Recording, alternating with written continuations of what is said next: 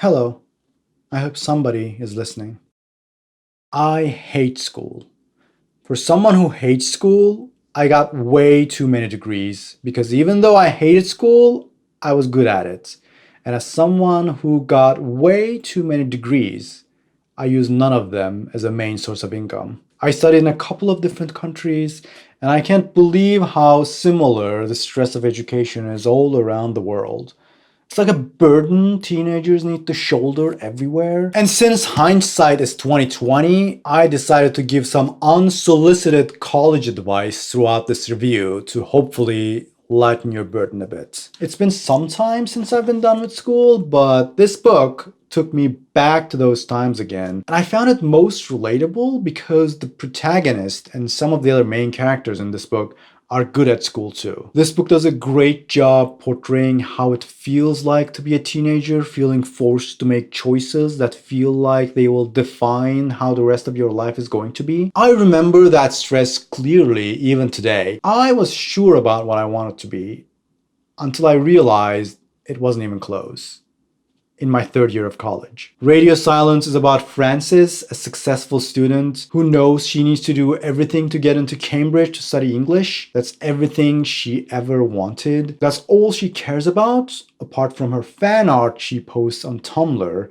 for her favorite podcast called Universe City. No one knows the creator of this podcast, but one day, Frances receives an email from the creator, who is called Radio Silence, asking her to do some art for the podcast. Neither of them knows the real identity of the other, but turns out they have been close to each other all this time without even realizing. They develop an incredible friendship since they get each other as no one else does. The book is written in journal style from Frances's viewpoint, meaning she is telling the events from some time in the future. This is not a style I'm a huge fan of. I like the immediacy in a story. I'm also not a fan of commentary for things that are going to happen in the future, and in a way breaking the fourth wall to make occasional side notes to the reader. It gets a little weirder because of how the dialogue is written in this book. It includes a lot of ums and pauses during the speech, which doesn't really make sense for the narrator to remember in a journal style writing. These ums and pauses are a deliberate choice, so you will have to live with them. Some people think they were great because that's how teenagers speak. Others are not a huge fan of them.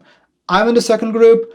I wasn't a huge fan. Ultimately, I just don't think it's how teenagers speak. I think it's how everyone speaks. That's why you just omit those pauses in fiction writing. If you have a particularly articulate character, you would usually give that effect by giving them a more complex vocabulary rather than making everyone else saying a bunch of ums. I don't think adults in this book at all, but in real life, I've seen many teenagers who are incredibly articulate and many adults who are not. It's not a big deal, but it is a point of discussion about this book that we need to address. And you will also need to pick a side once you read this book. So comment pro-am or anti-am and let me know your team. Throughout all of this book, the characters are so stressed out about school. It shapes their whole experience of the world. Let me tell you though, it's mostly because of the parents. There are very few parents who are like chill. Some parents are plain psycho,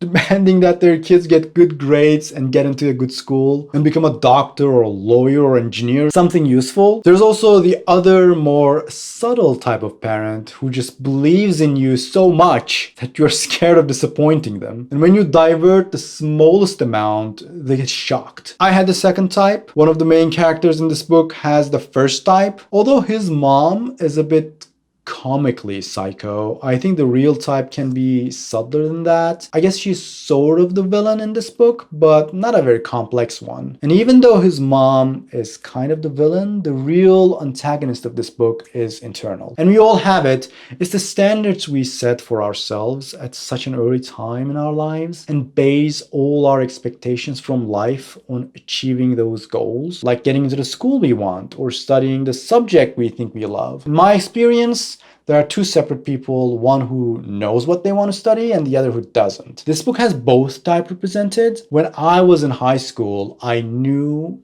I wanted to be an engineer. I had always been good at science and math. I was good at standardized tests. I was generally good at bullshitting, which is the most important thing to be a successful student, as this book points out as well. I hated art classes. It was the worst. I had absolutely no intention of doing anything art related because I thought I was terrible at painting. Once I painted a red sky and the teacher told me the sky wasn't red. I went to terrible schools, by the way. My parents weren't wealthy or anything, so I pretty much went to the worst possible public schools. However, here's what happened.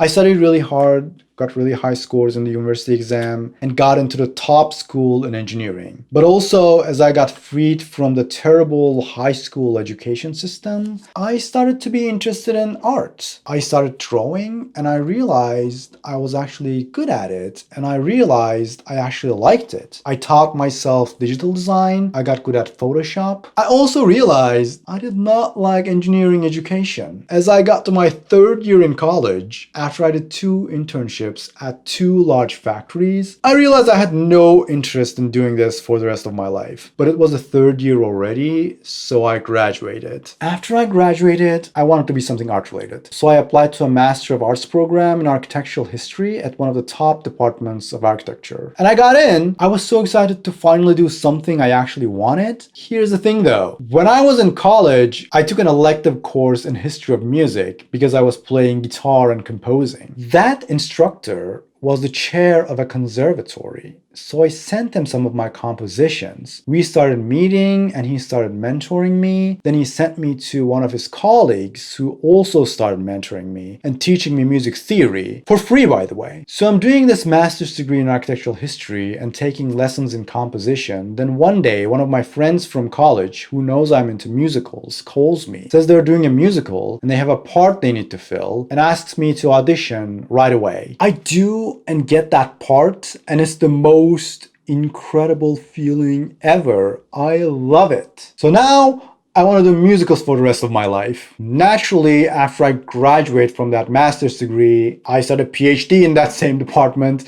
but I'm feeling the pull to performing arts. So I prepare an application and apply to a master's program in musical theater writing, and I get in with a huge scholarship. So then I come to New York, study this thing in this incredibly intensive program, more intensive than my engineering education. I graduate, and what do?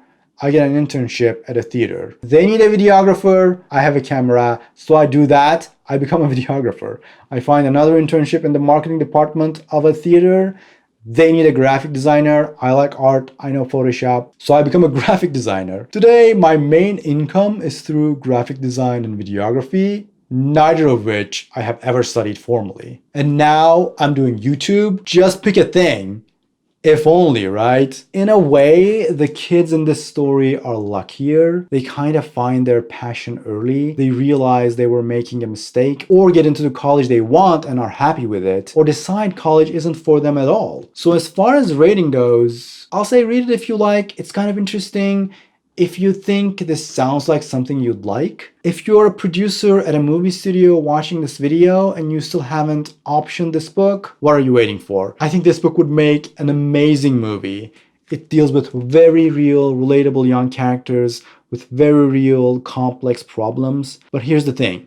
Even though this book feels very real, the actual reality is still more complex. Although I still hope your reality isn't as complex as mine. So after hearing my story, here's what I'd hope you'd believe. And this is very difficult to believe, by the way. I would have never accepted this at the time, so I know you will resist too.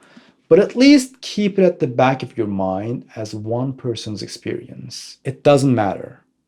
All these things that you think are so important, all these things that you think will decide how your life is going to be, the most important decision of your life, it's not. I have known people who went to medical school and then became dancers.